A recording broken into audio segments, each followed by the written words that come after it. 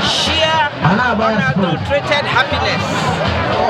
Once again, yes, it is a culmination of one's hard work over the years, a recognition in one's place of all the hard work one has done, an achievement status, and it is very heartwarming to be alive, to meet and join such a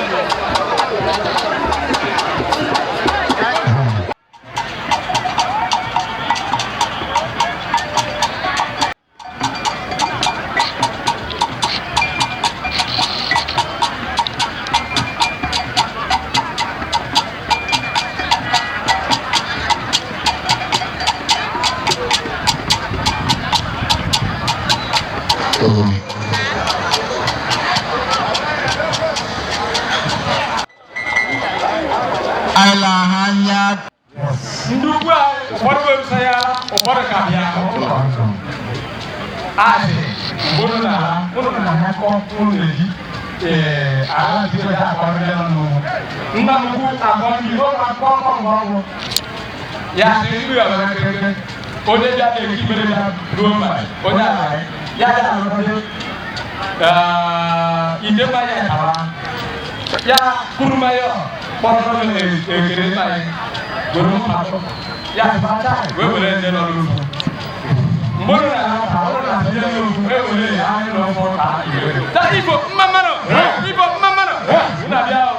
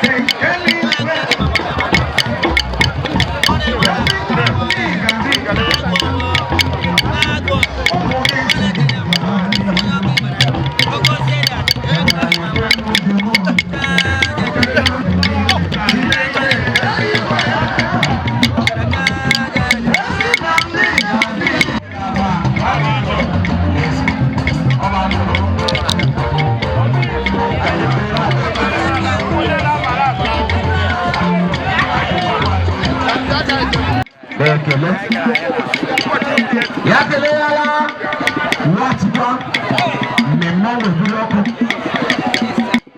Aga wale tebri na obu tebri. Ejibedi kendi bere. The band out underground. Apaza underground. Kairi with the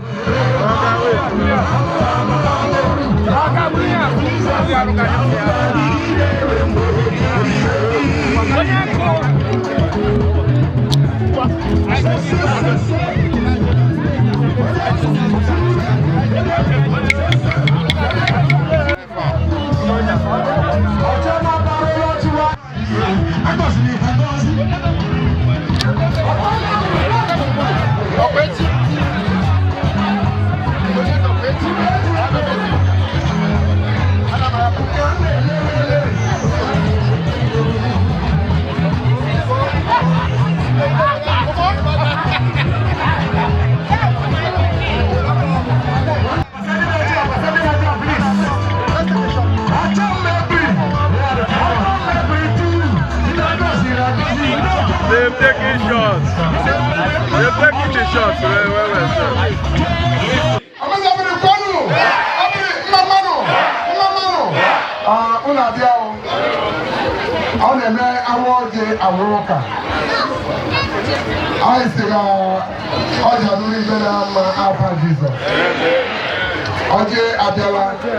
President General. Oji Ada, Oji Organihu, Oji Mbogorogo, Aida Ase, Umu Igbere, Unemela, Oto, Orokoro, Omedo Prichagodo Mata, Aida Ase, Omedo Prichagodo Nama Alpha Jesus. Guy Katodia.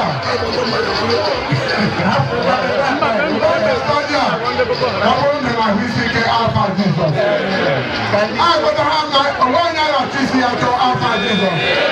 I have to answer now to Pologo. Only better than Pologo. This is the Palo, I'm a city like Polo. I'm a lovely Palo. Unemela. Band. Before the band, I will do my son only see in that time. Or by setting. Because I Orlando Madu, Opera Warrior, you may buy. I'm a Satopa. Jehu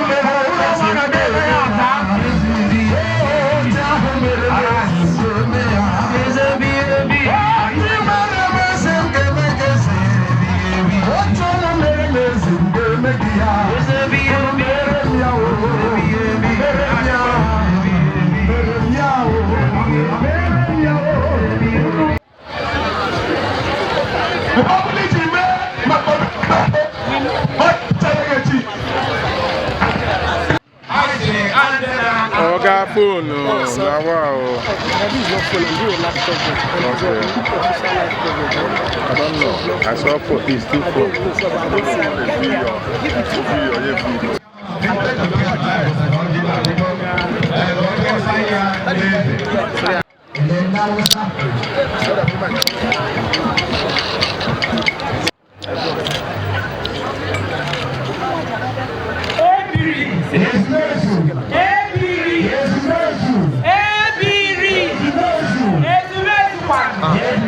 Sorry.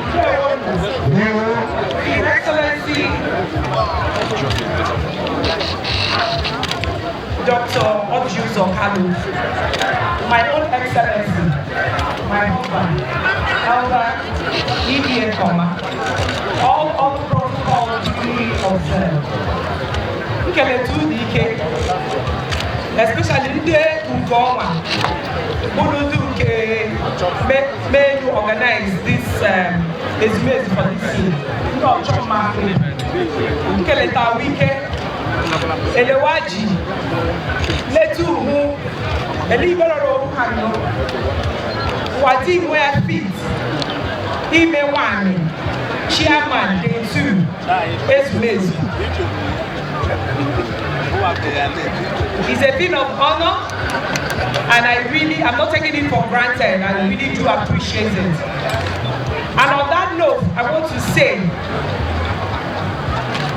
I see what a man can do. A man can do better. But I say what a man can do, a man can do. And what a woman can do, a woman can do. You take about the day and what the day one. So what the day one is, so I would like to use this opportunity by Ronya Obala.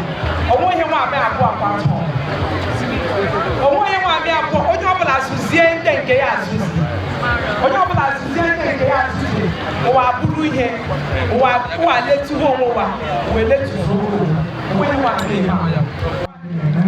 because Chineke ke nwoke ke nwaanyị eme ihe ọ mara ihe ọ gbara nke dọtawa niile ọrụ so that onye ọbụla na-enyere ibe ya obodo ada adịgidelo ime ọbụla eti nwaanyị ime emegha ihe a na-emezi ya emezi ọkwa